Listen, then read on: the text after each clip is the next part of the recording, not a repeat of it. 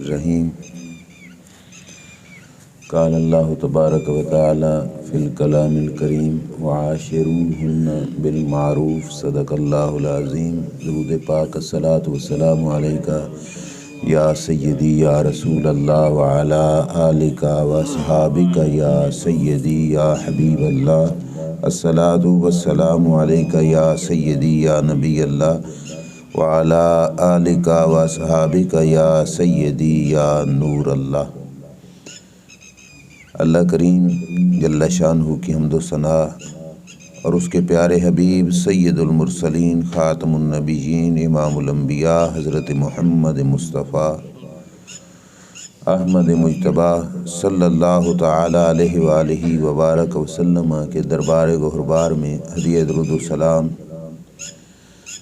عرض کرنے کے بعد معزز سامعین السلام علیکم ورحمۃ اللہ وبرکاتہ۔ فہم دین کورس کا آج چھٹا سبق ہے۔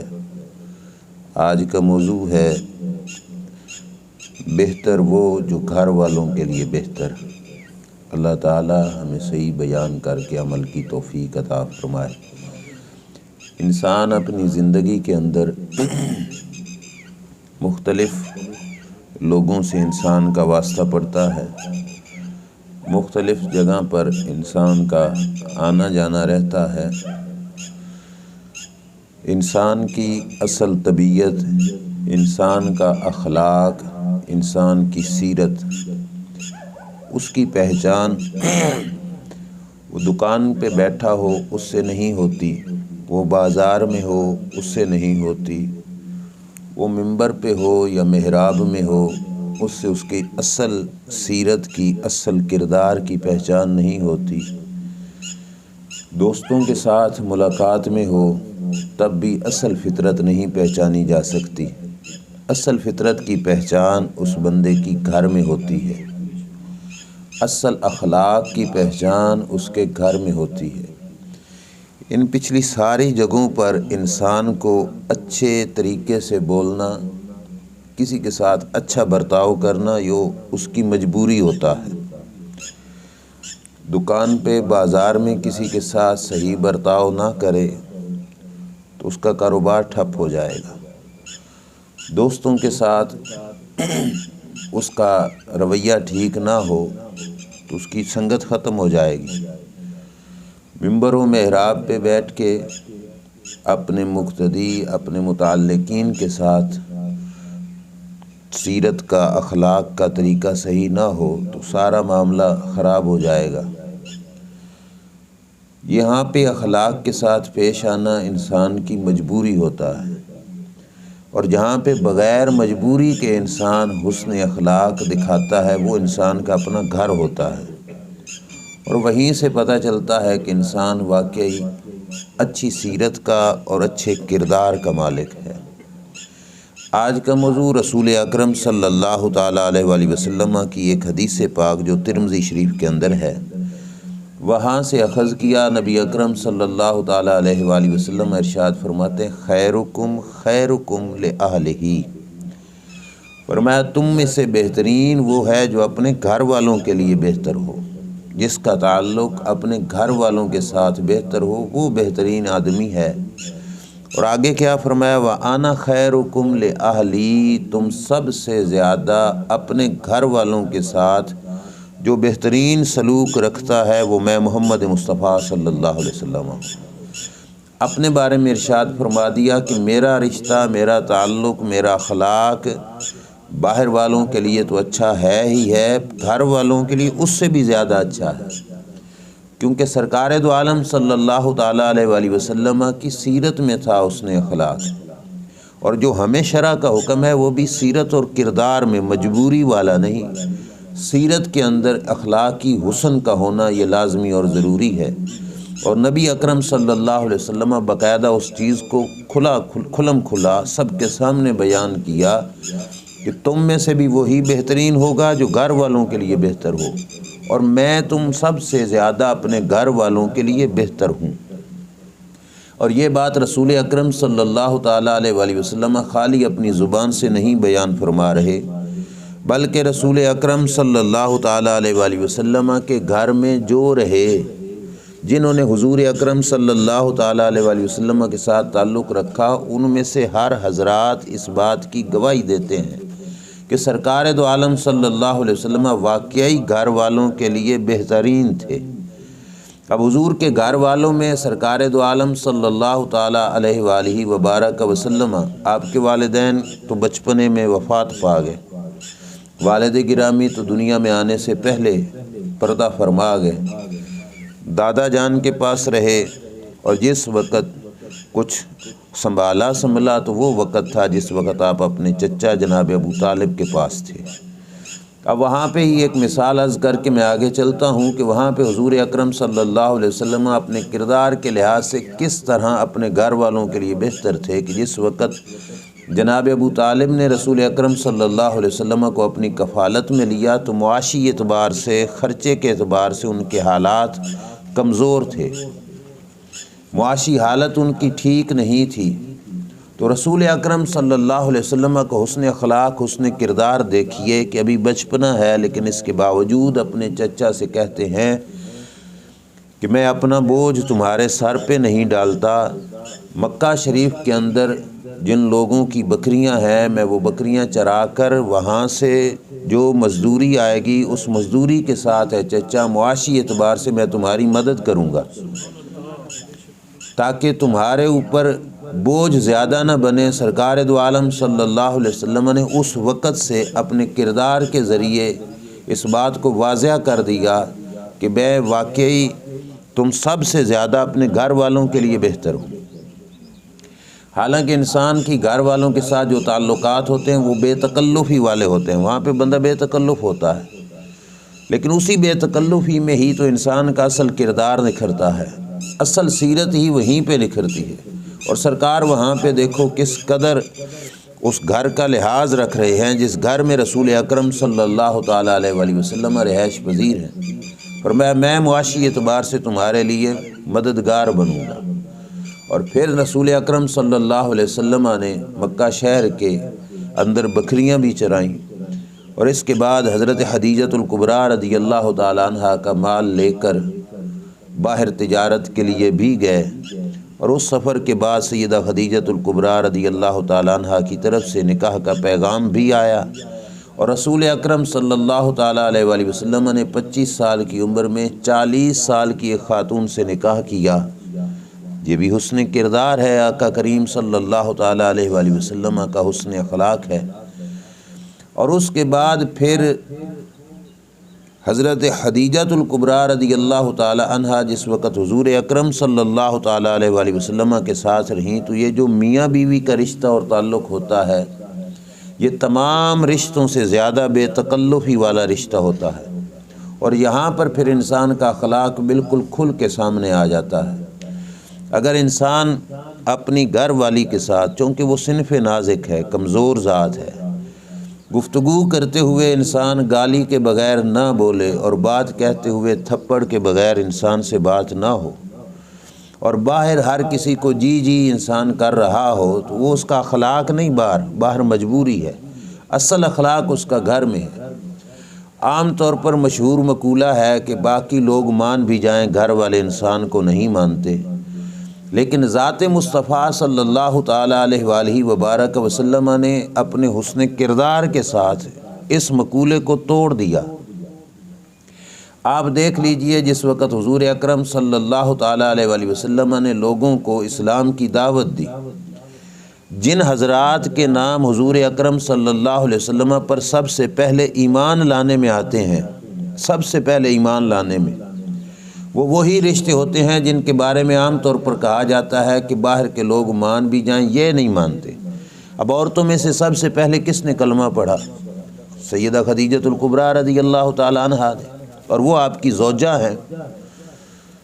اور مشہور ہے کہ بیوی نہیں مانتی انسان چاہے جتنا بڑا مقام و مرتبے کا مالک ہو، لیکن سرکار دو عالم صلی اللہ علیہ وسلم نے جس وقت اعلان نبوت کیا سب سے پہلے کلمہ بیوی پڑھ رہی ہے عورتوں میں سے۔ اور اس کے بعد دوسرے نمبر پہ کہا جاتا ہے کہ انسان کے جو دوست ہوتے ہیں، کلوز دوست، وہ انسان کے مقام و مرتبہ کے قائل نہیں ہوتے۔ تو ادھر دیکھیے تو مردوں میں سے جو سب سے پہلے کلمہ پڑھ رہے ہیں وہ سیدنا ابو بکر صدیق رضی اللہ تعالیٰ عنہ ہیں، اور یہ سرکار دو عالم صلی اللہ علیہ وسلم کے کردار کا حسن تھا کہ باہر والوں سے پہلے گھر والوں نے قبول کیا۔ وہ سرکار دو عالم صلی اللہ علیہ وسلم کے بہت کلوز دوست ہیں، ان کے ساتھ بڑا قرب کا تعلق تھا، اور وہی سب سے پہلے کلمہ پڑھ رہے ہیں۔ اور غلاموں میں سے حضرت زید بن حارثہ جو حضور کے گھر میں رہ رہے ہیں اور سرکار دو عالم صلی اللہ علیہ وسلم کے گھر میں بطور خادم کے رہ رہے ہیں، وہ کلمہ پڑھ رہے ہیں۔ یہ سرکار دو عالم صلی اللہ علیہ وسلم کے اس فرمان کی تصدیق کے طور پر عرض کر رہا ہوں کہ فرمایا تم میں سے بھی بہتر وہی جو گھر والوں کے لیے بہتر، اور میں اپنے بارے میں فرمایا کہ میں تم سب سے زیادہ اپنے گھر والوں کے لیے بہترین ہوں۔ میرا رشتہ تعلق، میرا کردار، میری سیرت، میرا اخلاق اپنے گھر والوں کے لیے سب سے زیادہ حسین ہے۔ آئیے ازواج مطہرات جو باقی ہیں ان سے پوچھتے ہیں۔ تو حضرت عائشہ صدیقہ رضی اللہ تعالی عنہا، بخاری شریف کے اندر حدیث ہے کہ سرکار دو عالم صلی اللہ تعالی علیہ وآلہ وسلم کے چونکہ حیات طیبہ کے دو پہلو، ایک باہر اور ایک گھر کا، باہر صحابہ کے سامنے ہوتے تھے اور گھر والا معاملہ گھر والے جانتے تھے۔ تو صحابہ اکرام علیہم رضوان اس معاملے کے اندر پوچھ گچھ کرتے تھے حضور کی اہل بیت اطہار سے کہ سرکار کے گھر میں جو معاملات ہیں وہ کیسے ہیں، تاکہ ہم بھی ان پہ عمل کر سکیں۔ تو حضرت سیدہ طیبہ طاہرہ حضرت عائشہ صدیقہ رضی اللہ تعالیٰ عنہ سے جس وقت کسی نے پوچھا کہ سرکار کے گھر کے معاملات کیسے تھے، باہر تو ہم دیکھتے ہیں، تو کیا فرمایا؟ فرمایا کانا یکون فی محنت اہل ہی، کہ جس وقت تک سرکار گھر میں رہتے اپنے گھر والوں کی خدمت میں ہی مصروف رہتے، اپنے گھر والوں کی خدمت میں مصروف رہتے۔ فیضا حضرت الصلاۃ، جب نماز کا وقت ہوتا تو خرج الی الصلاۃ، تو نماز کی طرف چلے آتے، باقی وقت جو گھر میں تھا وہ اپنے گھر والوں کی خدمت میں مصروف رہتے۔ اتنے بڑے مقام و مرتبے کے مالک اور اتنا عظیم الشان رتبہ، لیکن اس کے باوجود حضور کی گھر والی ازواج مطہرات رضوان اللہ تعالی علیہن اجمعین فرماتی ہیں کبھی کبھی جھاڑو اٹھا کر سرکار گھر میں جھاڑو بھی دے دیا کرتے تھے۔ اب یہ کوئی آسان معاملہ نہیں، بیوی کو فقط جی کر کے لوگ بلا بھی دیں تو رن مرید کا دھبا لگ جاتا ہے کہ یہ رن مرید ہے، جبکہ یہ گھر کے ایک جوڑا ہے جس کے ذریعے سے پورے گھر کے نظام کو سیٹ رکھنا لازمی اور ضروری ہے، اور اسی سے گھر کا نظام درست ہوتا ہے۔ اور سید الانبیاء صلی اللہ علیہ وسلم جو ہمیں اخلاق سکھا رہے ہیں اس میں کتنا حسن کردار ہے کہ سرکار گھر کے وہ معاملات جو خاص طور پر عورتوں کے سپرد ہوتے ہیں وہ بھی سرکار کر رہے ہیں۔ آج کل چھوٹا سا بچہ بھی جھاڑو اٹھا کے گھر میں لگانے لگے تو لوگ اسے کہتے ہیں کہ تو دی نہیں، تو پتر ہے، تم ایسے کیوں کر رہے ہو؟ مطلب یہ کام عورتوں کے ساتھ مختص، لیکن سرکار اپنے گھر کے اندر اپنی ازواج مطہرات کے ساتھ محبت اور حسن اخلاق اور حسن کردار کے لحاظ سے یہ کام گھر میں کر رہے ہیں۔ اپنی جوتی کا تسمہ خراب ہے تو وہ خود ٹھیک کر لیا، کپڑے کی سلائی کرنی ہے تو وہ سرکار نے خود کر لی، اور کبھی کبھی روٹیاں بھی سرکار خود بنا لیتے ہیں۔ یہ حسن اخلاق کے ساتھ حضور اکرم صلی اللہ تعالیٰ علیہ وآلہ وسلم نے اپنے پورے گھر کو اپنے اخلاق کے ساتھ متاثر کیا ہوا تھا۔ اور آگے سنیے حضور اکرم صلی اللہ تعالیٰ علیہ وآلہ وسلم کی جو مدنی زندگی ہے، جس وقت سرکار مدینہ شریف تشریف لے کے گئے تھے تو اس وقت لوگوں نے حضور اکرم صلی اللہ علیہ وسلم کے دربار میں تحفے تحائف پیش کیے۔ مدینہ کی ایک غریب خاتون جن کے گھر میں کچھ نہیں تھا، ان کا بچہ چھوٹی سی عمر کا، وہ اٹھا کے حضور اکرم صلی اللہ علیہ وسلم کی خدمت میں لے آئیں حضرت انس بن مالک رضی اللہ تعالیٰ عنہ۔ اس خاتون نے عرض کیا بھئی یا رسول اللہ میرے پاس اور کچھ نہیں، تو یہ میں بطور تحفہ پیش کرتی ہوں۔ حضرت انس رضی اللہ تعالیٰ عنہ کا بیان ابو داؤد شریف کی حدیث میں ہے، فرماتے ہیں ختمت النبی صلی اللہ علیہ وسلم 10 سنین، میں نے 10 سال حضور کی خدمت کی۔ اب یہ گھر والوں کے لیے جو بہتر رشتہ تعلق ہے اس کے لحاظ سے سنیے کتنی بڑی بات حضرت انس فرماتے ہیں۔ آگے خود بتایا کہ وَأَنَا غُلَامٌ وَلَيْسَ كُلُّ امْرِئٍ كَمَا يَشْتَهِي صَاحِبِي، فرماتے ہیں میں بچہ تھا، میری عقل اس قدر مضبوط نہیں تھی جیسے بڑی عمر والوں کی ہوتی ہے، سرکار مجھے کوئی کام کہتے تو میں اس طرح کام نہ کر سکتا جس طرح حضور کی چاہت ہوتی، مطلب بالکل اسی طرح مجھ سے نہ ہو پاتا جیسے سرکار دو عالم صلی اللہ علیہ وسلم چاہتے ہیں، اس میں کوئی کمی کوتاہی رہ جاتی۔ اور یہ 10 سالہ پیریڈ کی بات کرتے ہیں کہ 10 سالہ پیریڈ میں ایسا نہ ہو سکا تھا کہ حضور نے جیسا چاہا ویسا ہی بالکل ہو بہو اس طرح کا کیا، کچھ کمی رہ جاتی تھی، لیکن اس کے باوجود کیا فرماتے ہیں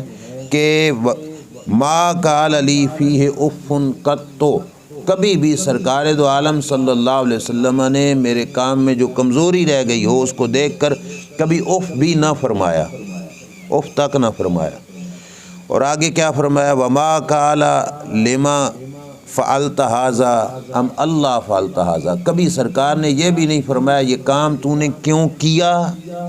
کبھی یہ بھی نہیں فرمایا کیوں نہیں کیا۔ اپنی کمزوری بتا رہے ہیں کہ اس طرح بالکل نہیں ہوتا تھا جیسے سرکار چاہتے، لیکن سرکار دو عالم صلی اللہ علیہ وسلم نے کبھی مجھے ایسا نہیں فرمایا۔ یہ حضور اکرم صلی اللہ تعالیٰ علیہ وآلہ وسلم کے اپنے گھر والوں کے ساتھ حسن اخلاق کے اعتبار سے جو سبق ہے وہ ہے، اور مسلم شریف کی حدیث میں ہے، صحابہ اکرام علیہم رضوان سے مروی ہے کہ حضور سے بڑھ کر اپنے گھر والوں پر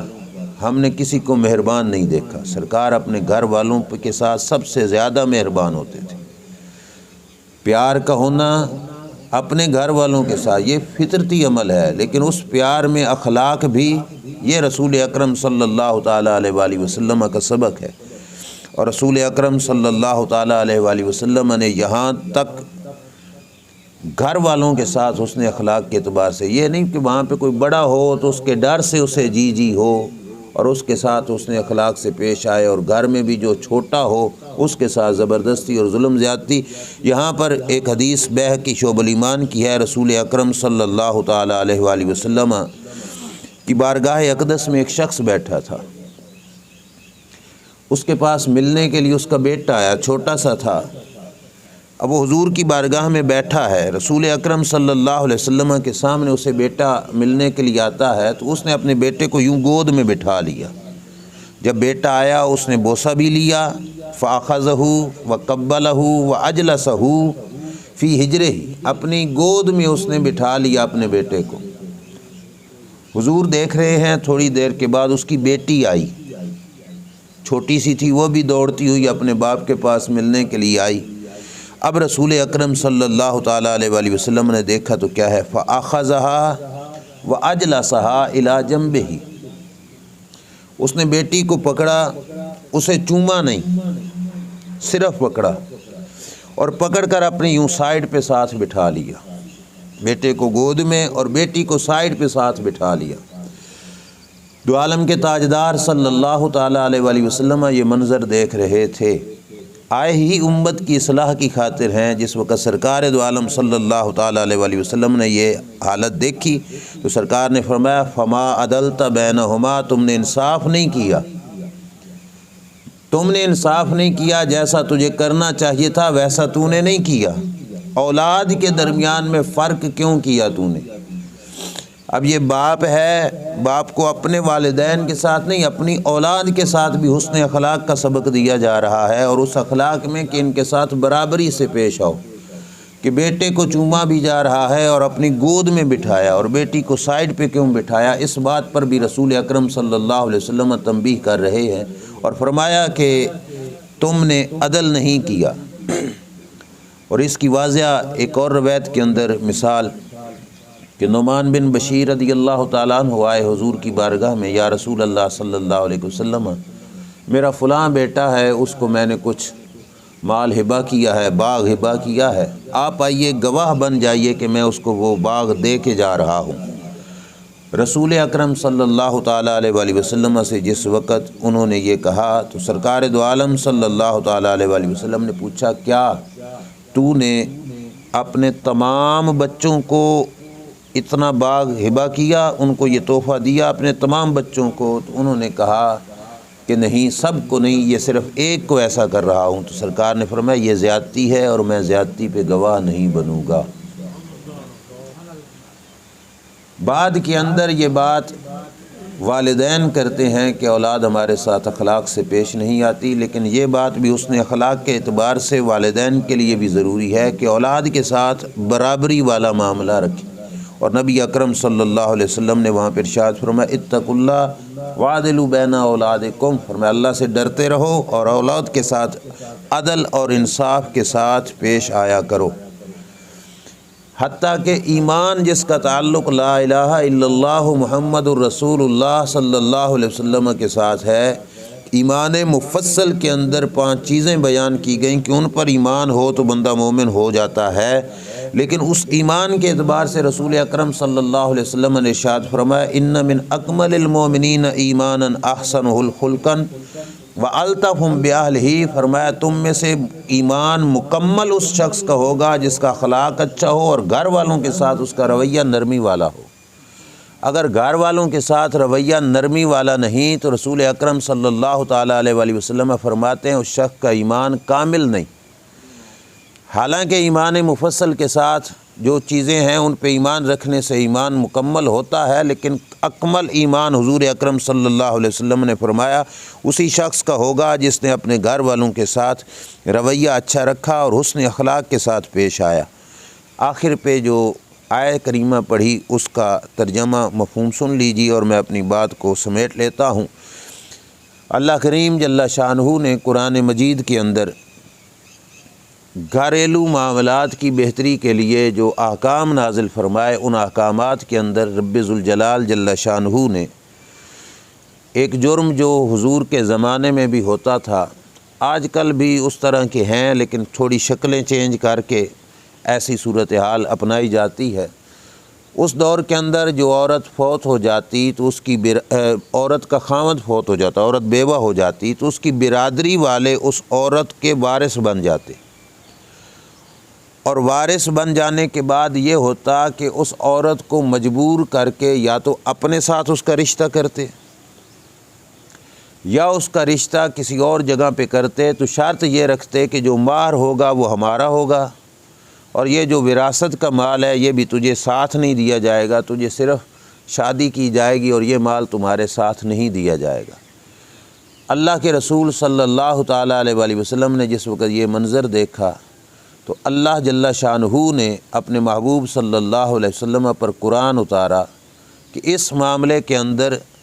آپ لوگوں کو یہ فرما دیجئے یا ایھا الذین آمنوا لا یحل لکم ان ترثوا النساء کرہا،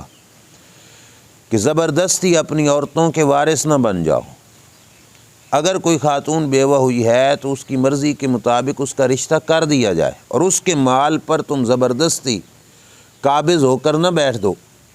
اور اس کو جہاں پہ شادی کرے اس کا مہر اس کا اپنا حق ہے، یہ نہیں کہ تم اس مہر کو اپنے قبضے میں لے لو۔ اللہ کریم جل شانہ نے اس سے منع کیا اور آگے فرمایا وَلَا تَعْضُلُوهُنَّ لِتَذْهَبُوا بِبَعْضِ مَا آتَيْتُمُوهُنَّ۔ دوسرا جرم اس دور میں یہ بھی پایا جاتا تھا کہ جو لوگ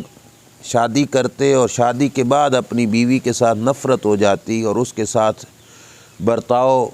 اور جو ہے وہ محبت نہ رہتی تو وہ کیا کرتے، اس کے ساتھ زیادتی کرنا شروع کر دیتے، ظلم کرنا شروع کر دیتے، خرچہ بند کر لیتے، اس کو کھانے پینے کا پہننے کا صحیح طریقے سے نہ دیتے۔ مقصد یہ ہوتا تاکہ تنگ آ کر یہ خود کہے کہ مجھے طلاق چاہیے اور ہم کہیں کہ ہمارا دیا ہوا مہر واپس کر اور ہم تیری جان چھوڑ دیں گے۔ اپنے مہر کے پیسے واپس لینے کے لیے عورت کو یوں ستایا جاتا تھا، اللہ نے اس سے بھی منع کر دیا، فرمایا وَلَا تَعْضُلُوهُنَّ لِتَذْهَبُوا بِبَعْضِ مَا آتَيْتُمُوهُنَّ، کہ تم عورت سے جان چھڑانے کے لیے اور اس سے مہر وصول کرنے کے لیے اسے تنگ نہ کرو۔ ہاں اگر عورت میں واقعی غلطی ہے تو اسے تنگ کرنے کی بجائے اسے طلاق کے ذریعے سے اسے فارغ کر دو، اور وہ بھی کب الا ان یاتین بفاحشۃ مبینہ، کھلم کھلا جرم کا ارتکاب کرے، زنا کرے تو اس وقت تم اسے طلاق دے کر اپنے آپ کو سائڈ پہ کر لو، لیکن فرمایا وعاشروہن بالمعروف، ان کے ساتھ حسن اخلاق کے ساتھ پیش آؤ، زندگی گزارو۔ اور اگلا ایک جملہ گھر کے ماحول کو بہتر بنانے میں اور انسان کو اپنے گھر والوں کے ساتھ بہتر رہنے میں بڑے کمال کا ہے۔ اللہ تعالیٰ نے ارشاد فرمایا فَإِن كَرِهْتُمُوهُنَّ،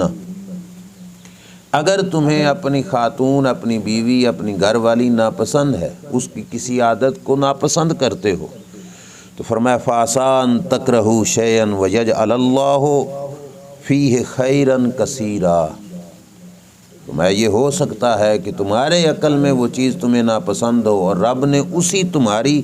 ناپسند میں تمہارے لیے ڈھیر سارا بھلا رکھا ہوا ہو سکتا ہے وہ تمہیں ناپسند ہو اور اسی ناپسند کے اندر اللہ کریم نے تمہارے لیے ڈھیر ساری بھلائی رکھی ہو، یہ ہو سکتا ہے۔ اور اللہ تبارک و تعالیٰ چاہے تو تمہاری جو چیز ناپسند ہے اس سے تمہیں بھلائی عطا فرما سکتا ہے، کیونکہ ہمارا عقل تو صحیح فیصلہ نہیں کر سکتا، ہم ناپسند کر رہے ہوں اور اللہ وہیں سے ہمارے لیے بہتری کا سامان کر رہا ہو۔ ایک معاشرتی بات جو اخبار پہ پڑھی وہ میں عرض کر دیتا ہوں اور اس کے بعد اپنی گفتگو کو سمیٹ لیتا ہوں، اسی حوالے سے کہ اللہ فرماتا ہے جو چیز ہو سکتا ہے تم ناپسند کرو، اس میں اللہ نے تمہارے لیے کوئی نہ کوئی بہتری رکھی ہو۔ اور پھر رب جس وقت انسان اپنی ناپسند کو اس کی ذات کی خاطر قبول کر لیتا ہے، اللہ پھر بہتری کے راستے بھی نکال دیتا ہے۔ ایک جوڑا تھا، انہوں نے بڑے محبت کے ساتھ آپس میں رشتہ کیا، رشتہ طے پا گیا، ابھی رخصتی نہیں ہوئی، عورت کی جو آنکھوں کا نور تھا وہ چلا گیا، نابینا ہو گئی۔ مرد مالدار تھا، لوگوں نے اسے کہا کہ تم اس کو طلاق دے دو، یہ رشتہ ختم کر دو، کسی اور جگہ کر لو، تمہیں کوئی مسئلہ نہیں، اب تم نابینا عورت کے ساتھ رشتہ کرو گے، بجائے اس کے کہ وہ تمہاری خدمت کرے تمہیں اس کی خدمت کرنی پڑے گی۔ لیکن عاشروہن بالمعروف، حسن اخلاق کے ساتھ ان کے ساتھ زندگی گزارو، اور ساتھ اللہ نے فرمایا تمہیں ناپسند ہو تو اللہ نے تمہارے لیے اس کے اندر بھلائی رکھی ہو سکتا ہے۔ اس نے کہا کہ نہیں، جو قسمت میں تھا وہ ہو گیا، رخصتی کے بعد بھی ایسا ہو سکتا تھا، اولاد پیدا ہونے والی بھی نابینا ہو سکتی تھی، بندہ کس کس کو چھوڑ سکتا ہے، اب میں ایسا کروں تو یہ دھوکہ اور خیانت ہوگا، اب ایسا نہیں، جو میری قسمت میں تھا وہ مجھے مل گیا۔ اس نے اسی نابینا عورت کے ساتھ شادی کر لی۔ وقت گزرتا گیا، اس عورت نے بھی اس بات کو محسوس کیا کہ میری وجہ سے اسے مشکل اٹھانی پڑتی ہے، وہ بھی اپنی طرف سے تمام تر معاملات کے اندر اپنے خاوند کا ہاتھ بٹاتی تھی۔ ایک دفعہ خاوند باہر تھا، گھر میں جب پہنچا تو جو باہر وقت گزرا اس دوران بارش وغیرہ آئی، آندھی وغیرہ آئی، اور اس کے بعد جب وہ گھر پہنچا تو دیکھا کہ گھر کے کام اس کی بیوی کر رہی ہے اور اس کی آنکھیں بالکل ٹھیک ہیں۔ اس نے آ کے پوچھا بھئی تم تو نابینا تھی اور اس کی آنکھیں پلٹ آنے کی وجہ کیا بنی؟ تو اس نے کہا بھئی اندھیری آئی، ہوا زور زور سے چلی تو کپڑے اوپر لٹکے ہوئے تھے خشک کرنے کے لیے، تو میں بھاگی کہ میں ان کپڑوں کو سنبھالوں، نابینا تھی، تو سیڑھیوں سے چڑھتے ہوئے پاؤں پھسلا اور میں گر پڑی، اور گرنے وقت مجھے چوٹ لگی، اور اس چوٹ کے بعد اللہ نے میری آنکھوں کا نور بحال فرما دیا۔ اللہ تعالیٰ بتاتا ہے کہ فَإِن كَرِهْتُمُوهُنَّ فَعَسَىٰ أَن تَكْرَهُوا شَيْئًا وَيَجْعَلَ اللَّهُ فِيهِ خَيْرًا كَثِيرًا، تمہاری ناپسند ہو اور اللہ نے اس کے اندر تمہارے لیے بھلائی رکھی ہو، ایسا ہو سکتا ہے۔ ہمیشہ انسان کو اپنا ذاتی فیصلہ اپنے اوپر لاگو نہیں کرنا چاہیے۔ انسان کے معاملات کے اندر جو رب ہے وہ انسان کے معاملات کو اس انسان سے بھی زیادہ بہتر جانتا ہے۔ اللہ کو پتہ ہے کہ میں اپنے بندے کے ساتھ کون سی چیز ہے جو اس کے حق میں بہتر ہے۔ عام طور پر جس وقت ہمیں کچھ دکھ پہنچ جاتا ہے ہم اس کے بعد کہتے ہیں کہ اس میں کوئی بہتری ہوگی، پہلے بے صبری کا مظاہرہ کر کے نہ صبر، صدمے کے پہنچتے وقت فرسٹ ٹائم جو ہے وہی صبر کہلاتا ہے۔ اسی وقت انسان کے ذہن میں ہو کہ اللہ کی طرف سے ہے تو اس کے اندر کوئی بہتری ہوگی، کیونکہ رب ہمارا برا نہیں کرتا، اللہ ہمارے ساتھ جو بھی کرتا ہے اس کے اندر بھلائی فرماتا ہے۔ ایک نہیں درجنوں مثالیں اس وقت آپ کے ذہن میں بھی آ رہی ہوں گی، مجھے بھی آ رہی ہیں، لیکن ان کا وقت نہیں کہ وہ ساری کی ساری انسان بیان کر سکے، کہ کئی معاملات ہوتے ہیں کہ جن کے اندر وقتی طور پر انسان کو کوئی چیز بری لگتی ہے، لیکن اللہ تعالیٰ جل شانہ نے اس کے اندر بہتری رکھی ہوتی ہے، اور اسی بہتری کے ساتھ اللہ تعالیٰ انسان کو اونچے مقام تک لے جاتا ہے۔ بیہقی شریف میں حدیث ہے، صحابہ اکرام بیٹھے تھے، ایک شخص پاس سے گزرا، بڑا زور آور طاقتور تھا، دیکھ کے کہنے لگے کاش یہ بھی ہمارے ساتھ جہاد کرتا تو اسے فی سبیل اللہ جہاد کرنے کا ثواب ملتا۔ تو رسول کریم صلی اللہ علیہ وسلم نے بڑی پیاری بات کی۔ سرکار دو عالم صلی اللہ علیہ وسلم کے سامنے جب ذکر ہوا نا کہ بڑا صحت مند انسان تھا، کاش وہ بھی جہاد کرتا تو اسے ثواب ملتا جہاد کا، تو سرکار نے فرمایا اگر گھر میں رہ کر اپنے ماں باپ کی خدمت کرتا ہے تب بھی اسے جہاد کا ثواب ملتا ہے، اگر اپنے بال بچوں کی خاطر محنت مزدوری کرتا ہے فرمایا اسے گھر میں ہی جہاد کا ثواب ملتا ہے، اور اگر اپنی بیوی کی خاطر خرچہ پورا کرنے کے لیے اپنے ہاتھ پاؤں کے ساتھ رزق حلال کماتا ہے فرمایا اسے گھر بیٹھے جہاد کا ثواب ملتا ہے۔ سرکار دو عالم صلی اللہ علیہ وسلم نے واضح کر دیا کہ انسان کا گھر انسان کے لیے تمام تر عبادات کا بھی محل بن سکتا ہے، لیکن کب؟ وہی جملہ کہ تم میں سے بہتر وہی ہے جو اپنے گھر والوں کے لیے بہتر ہو۔ جس وقت انسان کا اخلاق گھر والوں کے ساتھ بہتر ہوگا تو اللہ کریم جل شانہ قدم بہ قدم اسے گھر میں رہ کے اجر عطا فرمائے گا۔ اللہ تعالیٰ آپ کو مجھے عمل کی توفیق عطا فرمائے۔ وآخر دعوانا الحمدللہ رب العالمین۔